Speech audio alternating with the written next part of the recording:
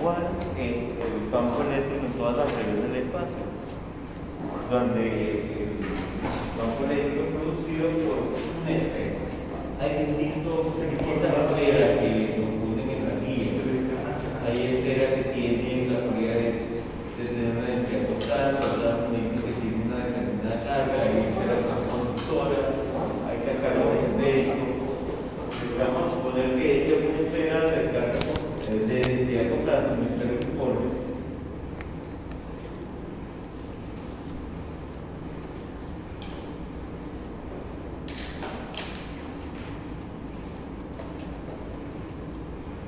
Que determinemos el campo eléctrico en todos los puntos del espacio. Vamos a resolver el problema de distintas maneras y también le vamos a poner una preguntita, el cálculo del potencial en todos los puntos del espacio. Pero es importante algo que ustedes conocen del potencial, lo conocen de otras materias. Muchachos, si yo tengo un circuito, si nosotros tenemos un circuito por aquí, una resistencia, una fuentecita de voltaje, tenemos que tener cuidado, porque los potenciales dependen de la referencia de potencial. Si nosotros tenemos un circuito y vamos a medir algo, ¿dónde colocamos el terminal común del multímetro? Dependiendo de donde uno coloque ese terminal común del multímetro, los demás valores de potencial quedan ya definidos. Si no me dicen nada sobre cuál es el punto respecto al cual se están midiendo los potenciales, entonces el potencial carece de significado. Si alguien viene y me dice, mira, en este punto tengo un valor de potencial de 40.000 voltios,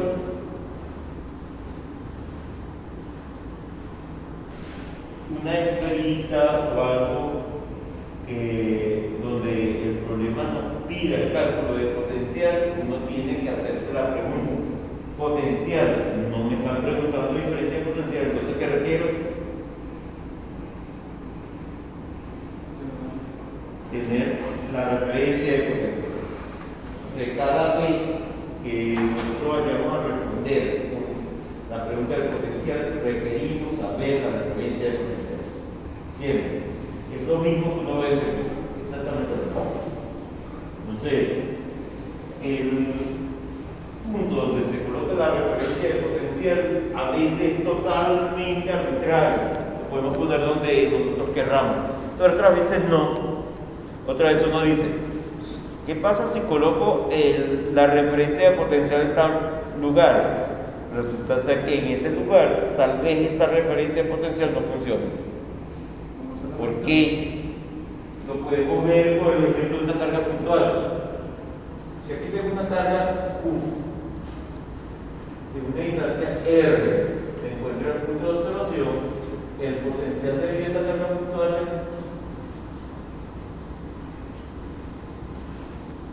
es. ¿Qué pasa si a alguien se le antoja decir que su referencia de potencial está en el mismo lugar donde está la carga? ¿Qué pasa allí en el mismo lugar donde está la carga? Esta R se convierte en cero. Y si R se convierte en cero, esto tiene infinito, entonces no me sirve como referencia de potencial. No todos los puntos a veces sirven como referencia de potencial. Van a servir como referencia de potencial aquellos puntos donde no haya esas determinaciones matemáticas.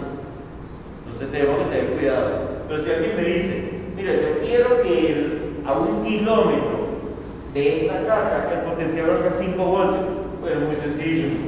Aquí pongo 1 kilómetro, aquí pongo 5 voltios y después cuánto vale la constante. Y de esa manera, después que ya despeje el valor de esa constante, voy a tener la posibilidad de regresar a la ecuación, colocar aquí el valor de esa constante ya calculada y la fórmula con ese nuevo valor de constante, pues algo que cuando pongamos aquí 1 kilómetro va a darnos 5 voltios. Entonces noten que se puede poner la referencia de potencial a veces donde nosotros querramos, pero otras veces no. Otras veces tenemos que decir, miren, ese punto no podemos poner la referencia Ahora, vamos a algo importante. Y es esto.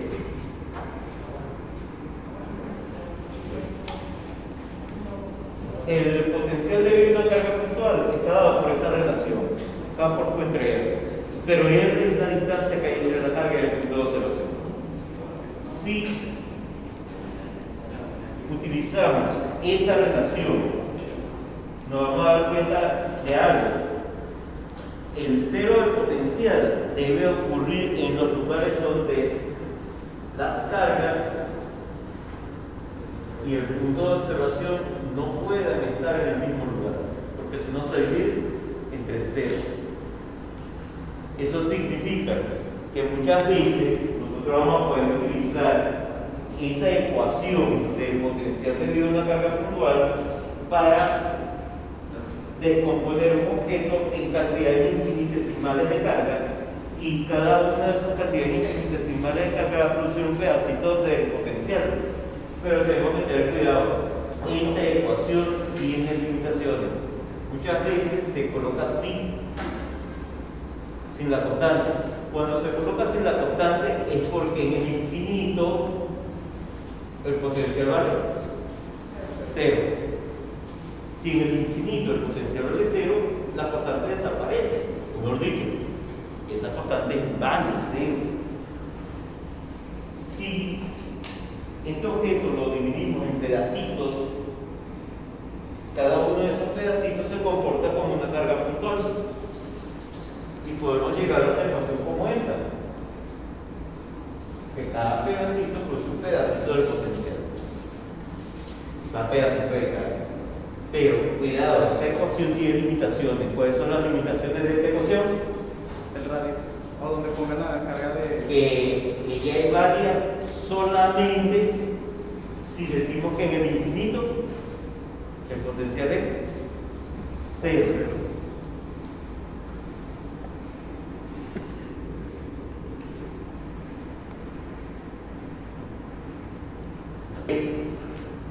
¿Se acuerdan lo que les digo? Distancia entre la carga y el punto de observación. El punto de observación siempre debe tener la cualidad siguiente: podría haber sido el punto de referencia, porque cuando la posición coincide con la del punto de referencia me tiene que dar potencial de referencia y no puede ser infinito. Ahora, esta ecuación a veces se asocia con esta geometría. Esto lo vamos a usar luego. Hemos dicho el diferencial de potencial en el extremo del vector posición R es igual a K por dq, donde R' y R es el punto de observación. Esta ecuación es esta misma. Esta R es la distancia que hay entre la carga y el punto de observación. Este módulo es la distancia que hay entre la carga y el punto de observación. Significa eso lo siguiente: si este es el objeto cargado, hay un origen de un sistema de referencia donde en ese objeto cargado tenemos un diferencial de carga. Habrá un punto donde quiero conocer el potencial, en el extremo del vector posición R, y el vector R menos R' es justamente un vector que va de diferencial de carga al punto de observación. Entonces, esta ecuación está asociada con esto, pero también está asociada con el potencial debe ser cero. ¿Qué pasa si este objeto es lo suficientemente grande como para llegar al infinito? Si el objeto es lo suficientemente grande como para que nosotros lo coloquemos en el infinito, lo que va a pasar es lo siguiente: voy a usar del dibujo. Imagínense que aquí tengo el objeto pero gigantesco, donde puedo visualizar el infinito aquí.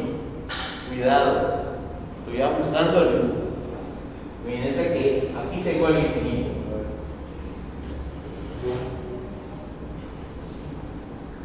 para conseguir el potencial en este punto usando esta ecuación, tendríamos que integrar en todo este volumen. Y el diferencial de potencial, cuando lo integremos, implica entonces que el diferencial de carga debe ocupar todos los espacios de este volumen, incluyendo a este puntito. Pero, ¿qué pasa si R es igual a R'? ¿Cuánto vale entonces el vector de diferencia? Y si el vector de diferencia es 0,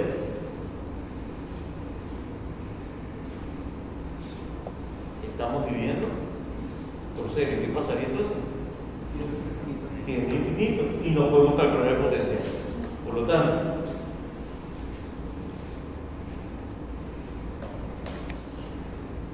esa ecuación se usa solo si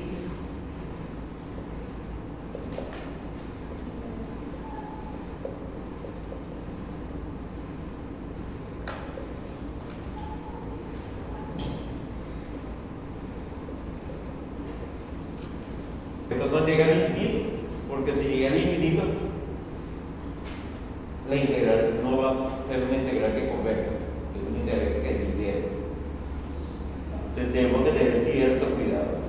Entonces, ya con eso tenemos algo importante. Por ejemplo, en esferas donde podríamos poner el cero de potencial, podríamos ponerlo en infinito, es bastante común. ¿Se puede poner al otro lado? Sí, sí se puede poner al otro lado, pero es bastante común que en las esferas el cero de potencial se coloque en el infinito. Pero si tengo un cilindro infinito, ¿puedo usar el infinito como lugar donde coloco la referencia de cero de potencial? No. Entonces, cuidado. No se usa el cero de potencial en el infinito cuando el objeto es infinito. Si tengo un alambre infinito, el cero de potencial no lo puedo poner en el infinito. En cualquier otro lugar que no sea el infinito. Uno le pone un valor arbitrario. Sí, le puedo poner un valor arbitrario al potencial. Por lo general, me pregunto la expresión, no usa lo más sencillo. Cero. Como potencial de referencia para que no quede la ecuación lo más simple posible. Pero se le puede poner otro, como en el ejemplo que yo hice no hace mucho. El potencial de referencia era que a 1 kilómetro de la carga el potencial valía 5 voltios. Pero también puede haber dicho que a 1 kilómetro de la carga el potencial vale 0 voltios. Indiferente muchas veces. Pero aquí nos encontramos entonces con algo importante. Si en un problema hay alguna pregunta sobre potencial, ¿qué pasará entonces? Chacho, acuérdense que quien corrige el problema tiene. Y yo no voy a corregir 30 problemas distintos. Entonces, la referencia de potencial para nosotros pierde. Contarle que no haya posteriormente una indeterminación matemática. Pero sabemos que no lo podemos poner en el infinito cuando el objeto llega al infinito.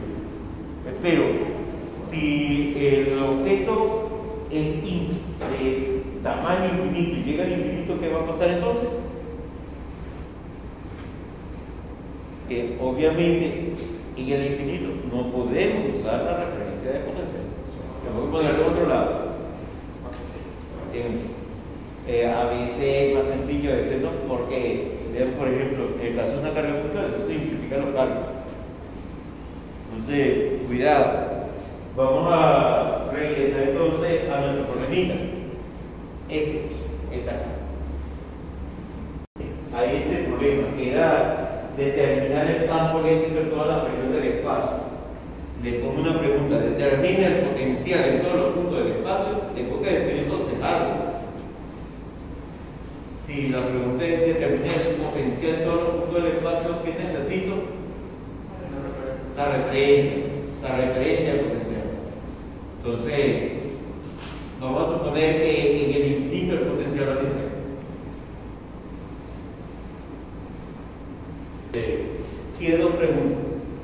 El problemito: determine cuál es el campo eléctrico en todos los puntos del espacio.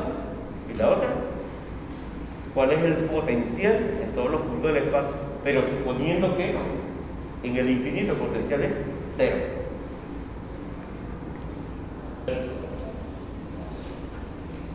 Aquí hay una simetría.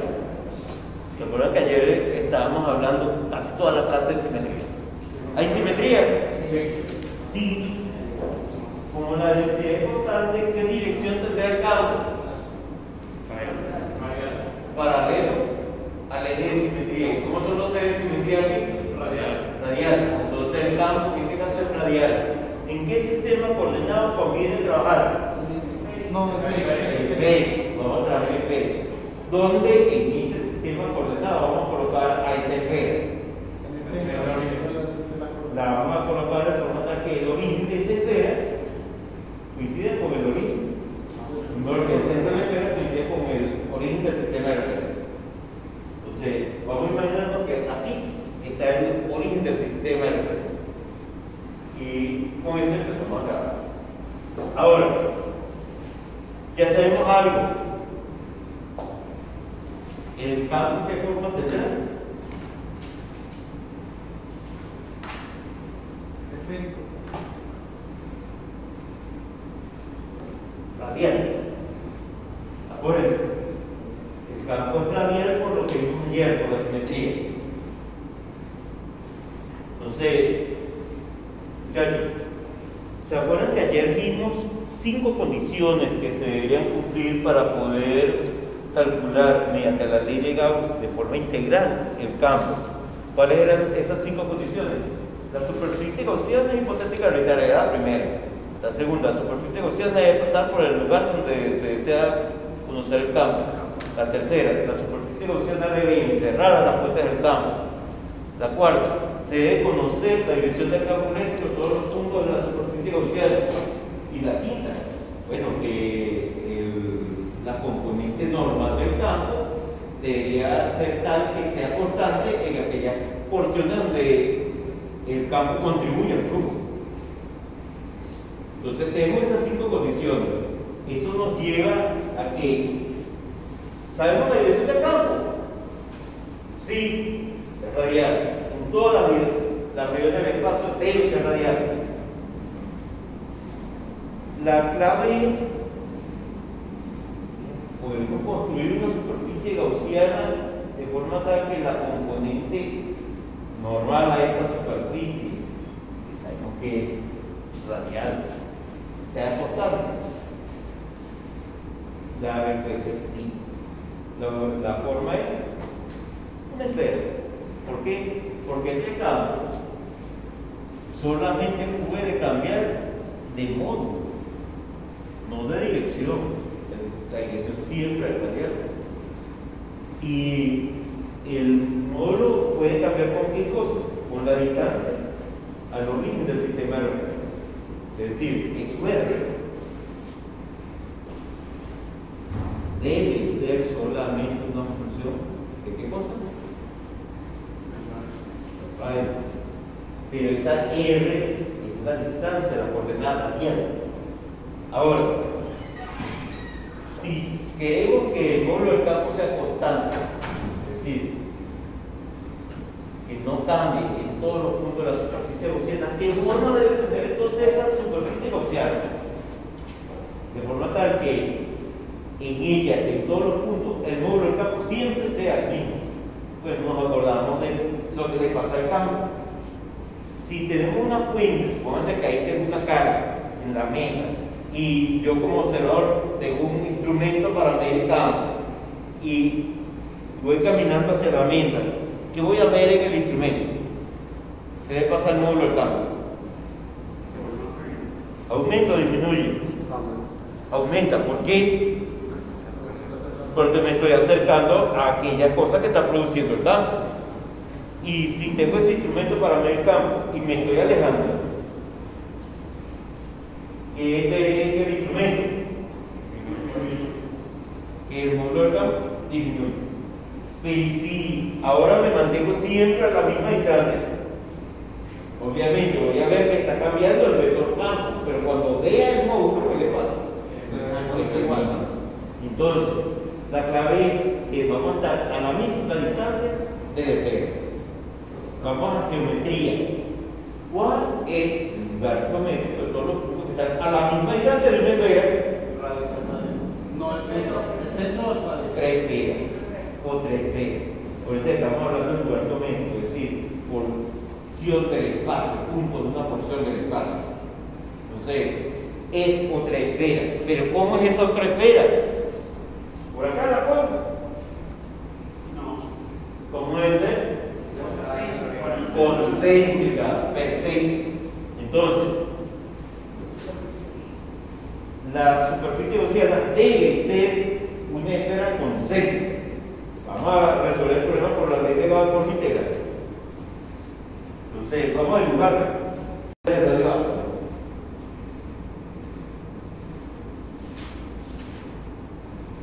Y aquí tenemos el centro del sistema de referencia, el origen del sistema de referencia en el propio centro de la esfera.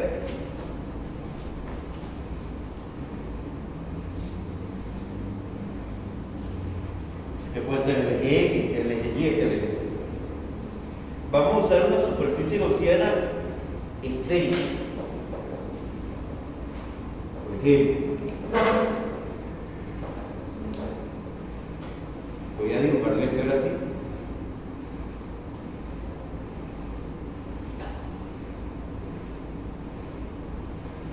No sé qué tenemos algo. Fíjense que ese es el eje. Y vamos a dibujar otra esfera, la esfera gaussiana. Vamos a usar la ley de Gauss de forma integral. Por eso que la ley de Gauss es el flujo cerrada y suave. Vamos a llamar superficie gaussiana.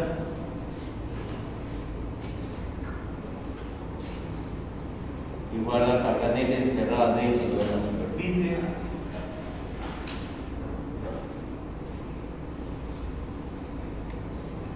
Voy a seguir de este lado. Esa es la ley de Gauss. Ahora, necesitamos una superficie gaussiana. Las superficies gaussianas siempre son superficies cerradas y suaves. A veces eso de suave no lo usamos, pero a veces tiene importancia. Vamos a aclarar eso luego. Entonces, vamos a fijarnos en lo siguiente. La esfera divide el espacio en dos partes. Entonces, hay una región interna de la esfera y una región externa de la esfera. ¿Cómo podemos decir los puntos que están en la parte interna de la esfera?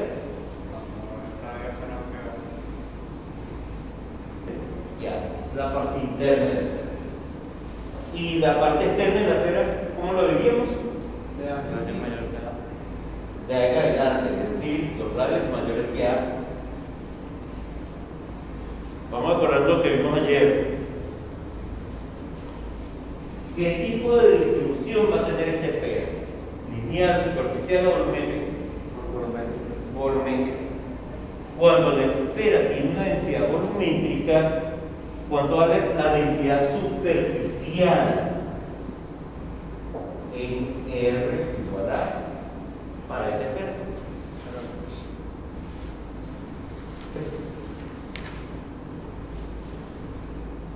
Porque toda la carga está distribuida de manera volumétrica, no superficial. Eso significa que aquí, en este problema, podemos decir que en R igual a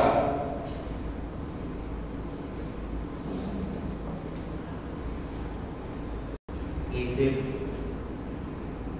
producto de paralelo cero. Esta es la condición de frontera de las componentes normales del vector campo eléctrico. Pero ojo, cuidado. En R igual a A,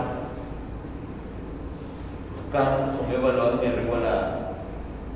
Si nos acordamos lo que vimos ayer. ¿Ese es Epsilon sub cero, profe? Sí, ese es el sub cero. Si nos acordamos lo que vimos ayer, esto nos dice entonces que la componente del campo eléctrico en la dirección normal, es decir, perpendicular a la superficie de separación, es continua. ¿Qué significa eso? que si calculamos el campo en R igual a A, tomando en cuenta lo que está ocurriendo dentro de la esfera, y si calculamos el campo en R igual a A, tomando en cuenta lo que está ocurriendo fuera de la esfera, ¿cómo son esos dos campos? Iguales.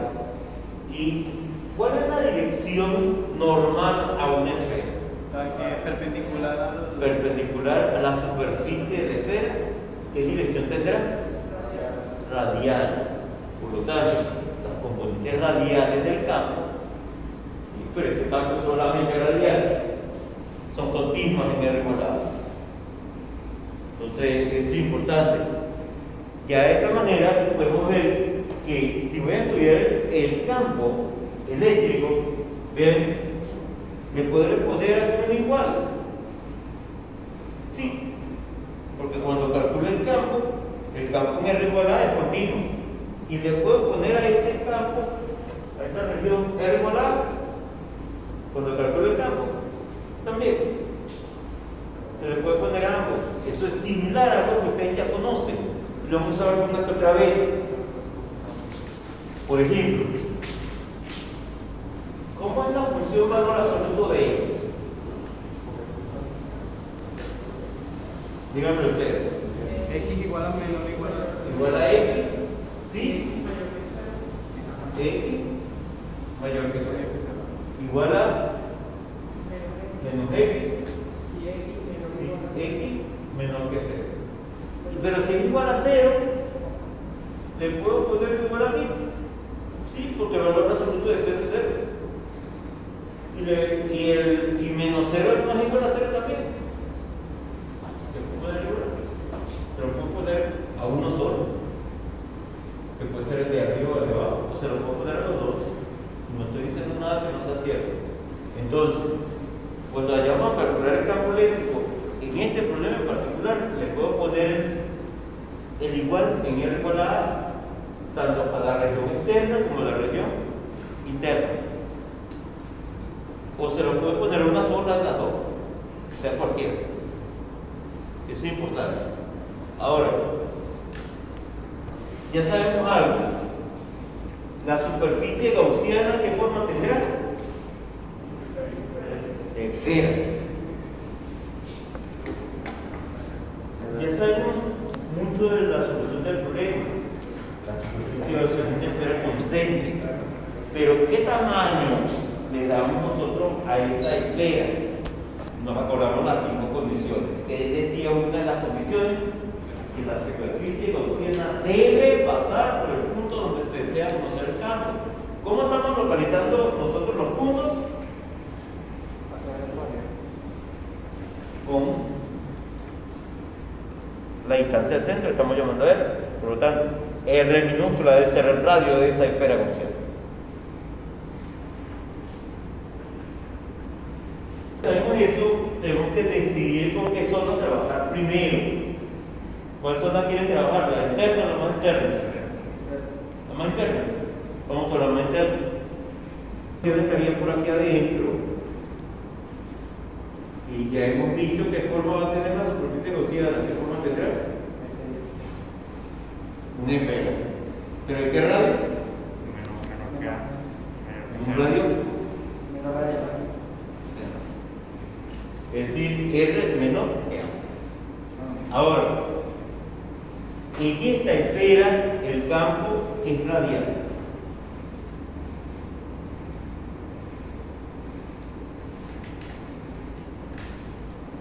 Pero también pasa otra cosa.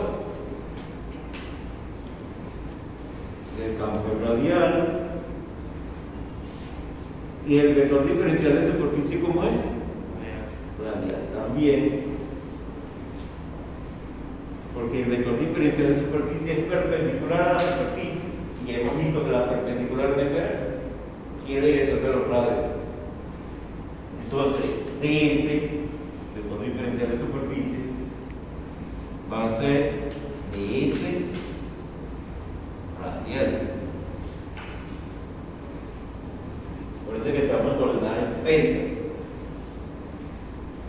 Ya una vez que sabemos eso, podemos irnos a el cálculo de campo haciendo uso de nuestra ley de Gauss. La ley de Gauss en dos partes. Vamos a suponer que este signo divide a las dos partes de la ley de Gauss. A este lado lo voy a llamar lado izquierdo.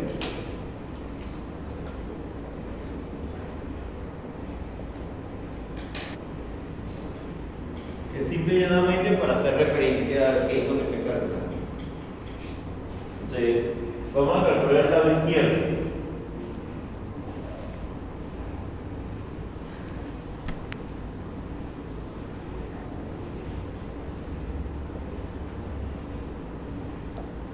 Que garantice la condición de frontera que el campo es continuo.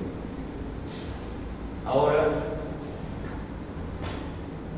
vamos a hacer ese cálculo. ¿Cómo es el campo?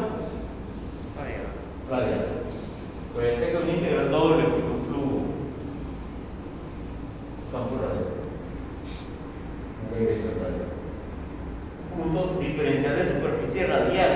Vamos al formulario. Y vemos en el formulario lo siguiente: ese diferencial de superficie es este.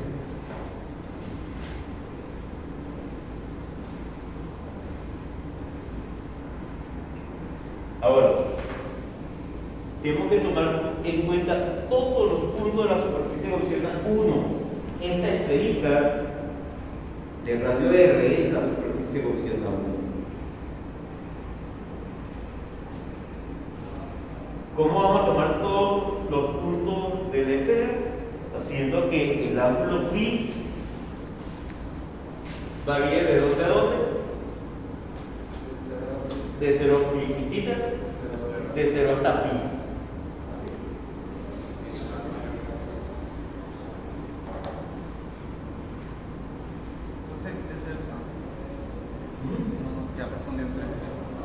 Ahora, su R punto, su R es 1.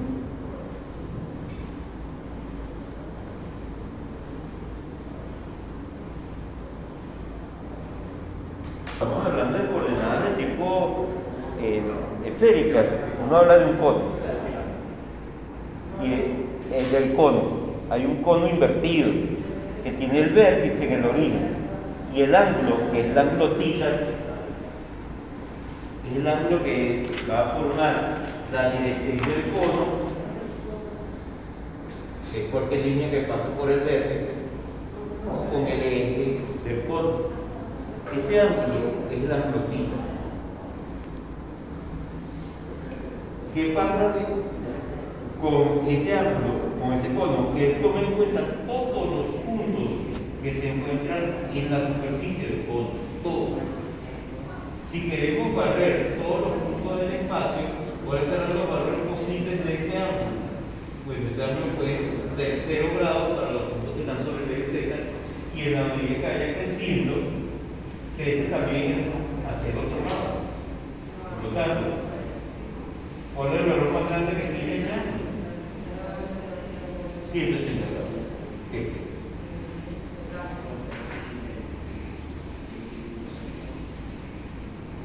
Ahora, en su R, en esa esfera es constante. Voy a sacar fuera el integral. Y R también es constante, porque esa es la propia definición de una esfera. La esfera es el lugar de radio constante.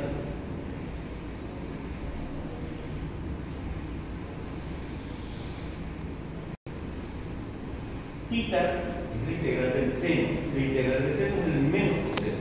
Vamos a poner el signo menos por aquí. Y aquí va a poner coseno. 1. Y cuando le evalúe el cero, da 1. Menos 1 es menos 2. ¿Puesto otro menos? 2. Entonces esta integral me va a quedar así. Veces su R cuadrado por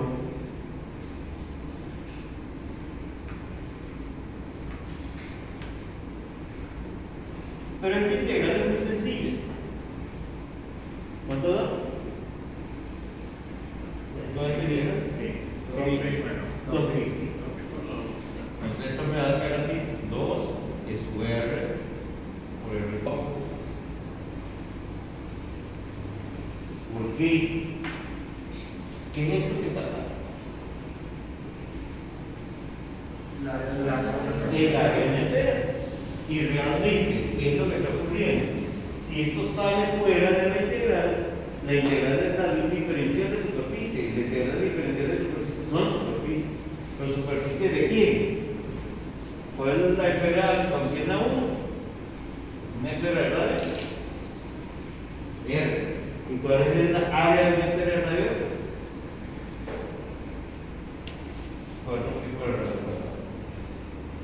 Así lo debieron haber visto ustedes en física eléctrica.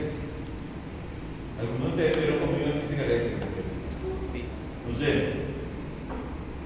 Y algunos sé que estuvieron conmigo en física eléctrica, pero no lo reconozco, porque lo veía enmascarado. Entonces, bien, ya sabemos entonces cuál es el flujo. Esto me da el lado izquierdo, pero necesito el lado derecho. Para el cálculo del lado derecho voy a definir algo.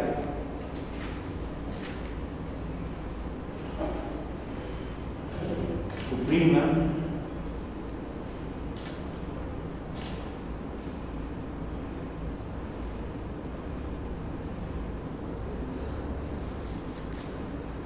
sí, en la área encerrada dentro de la superficie gaussiana la voy a llamar prima. Para el cálculo de tu prima nos vamos a esto. Uniforme.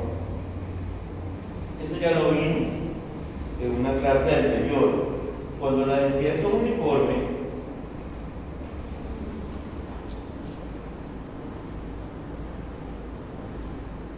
la densidad, en este caso volumétrica, es igual a la carga total dividido entre el volumen total.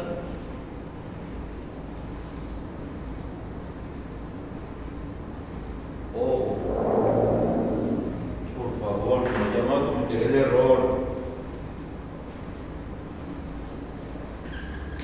Y eso es para la densidad uniforme. Si no es uniforme, no. Si no es uniforme, sabemos que la densidad es cuánta carga hay por unidad de volumen, el volumen puntual, el volumen de un elemento chiquitico, que tiene una cantidad de carga chiquitita. Sí, pero con el cubo no. Cuidado, si esta ecuación es válida siempre, esta otra carga entre el volumen total es válida solo si la densidad es total. Si alguien me dice, mira, tengo un cubo cuya arista tiene una longitud L y ese cubo tiene una carga total Q, distribuye uniformemente, ¿cuánto vale la densidad? No Q entre en el cubo, porque en el cubo el volumen del cubo.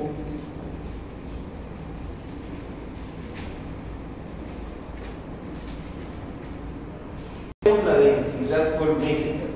Esta densidad la podemos poner así.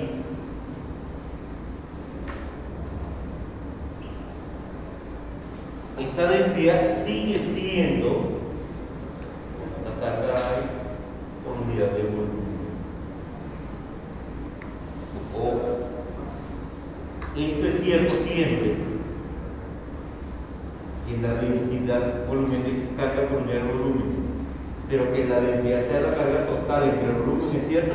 Entonces, ¿cuándo? ¿Cuándo la densidad es igual a la carga total entre el volumen total? Cuando la densidad es uniforme, cuando es constante. Pero esto es cierto siempre. Ahora, vamos al formulario y buscamos el diferencial de volumen. Eso luego, necesita de réplica. Entonces, vamos a calcular la carga. Diferencial de carga. Vamos por el diferencial de volumen.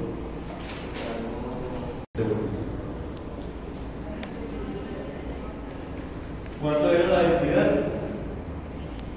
3 por su 0 entre 4 pi por A3. y el volumen R cuadrado se multiplica. esto es el diferencial de carga. Si quiero conocer la carga que estoy llamando Q', tendré que integrar. ¿Cuáles son los límites de integración? En el caso de R, ¿de dónde a dónde varía? De 0 a la superficial. ¿De 0 hasta dónde? La superficial circunferencia.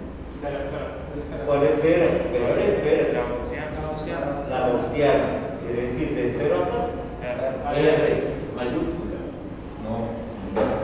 R mayúscula. Es decir, Q' es la integral de esto que está acá.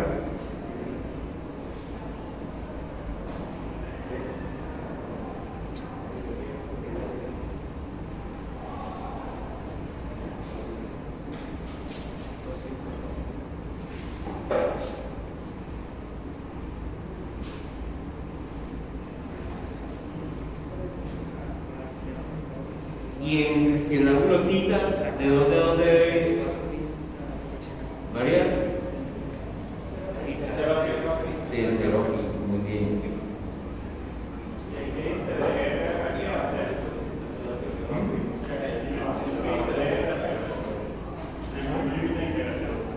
De 0 a R. Y de pi, en el ángulo pi, ¿de dónde a dónde vamos a integrar? Perfecto.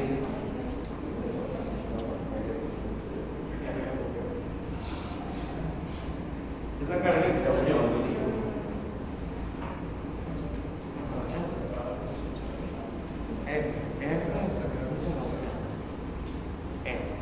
Integral. Voy a sacar esta cantidad por ser una total.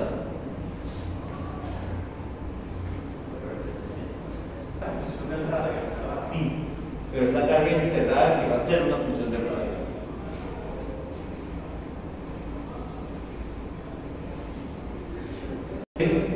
Que uno puede hacer una interpretación física de esto. ¿Qué pasa si R pequeña vale 0? ¿Cuánta carga tendría encerrada esa esférica gaussiana de radio 0? No.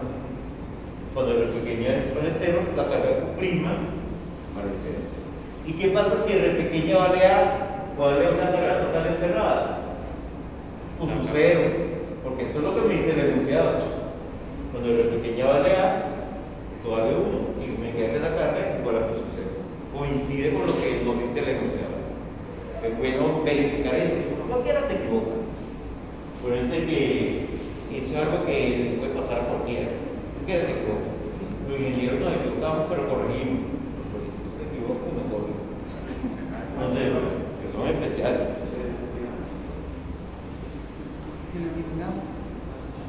Sabemos entonces cuánto vale Q'. Según el lado izquierdo de la ley de Gauss, el flujo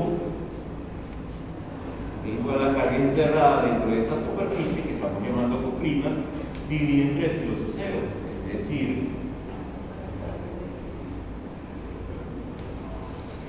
tenemos dos valores del flujo, o dos formas del flujo. Una es esta.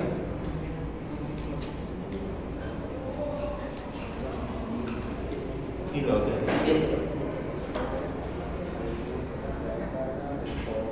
Ellas son válidas en esta zona, acuérdense. Es importante. Entonces, en esa zona puedo igualar esas dos cantidades. Aquí, por la ley de Gauss,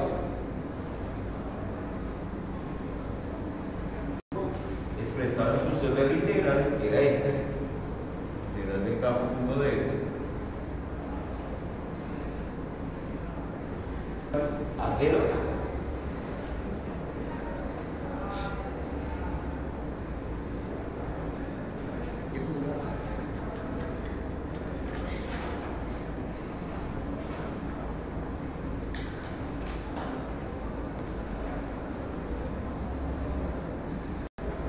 Ya tenemos el valor del campo. Cuidado, ¿ustedes van en qué zona?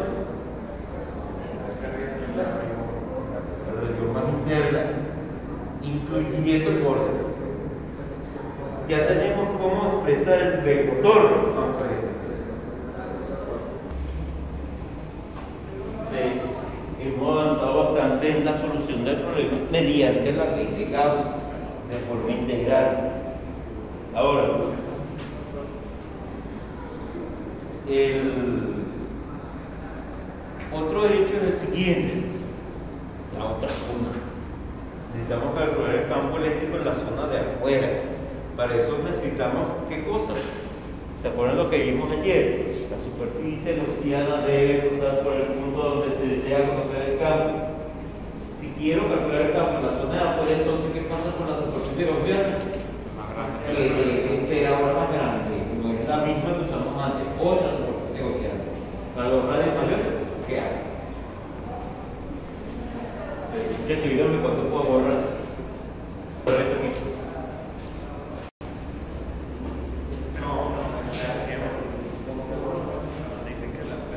¿Qué radio debe tener esa superficie gaussiana?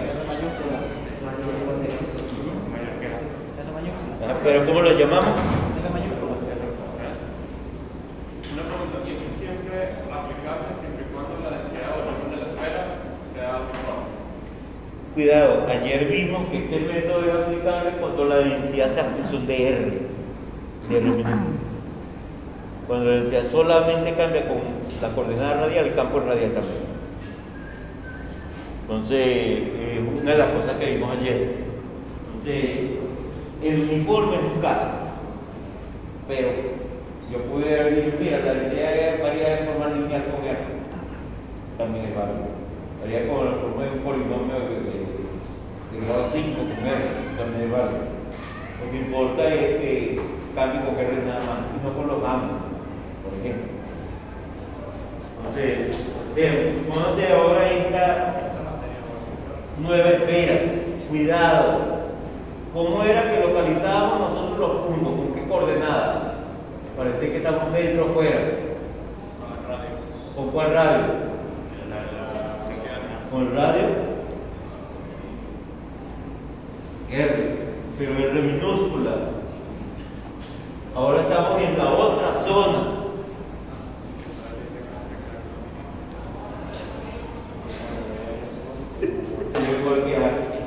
Nos vamos a introducir una nueva variable aquí entre nos que he visto en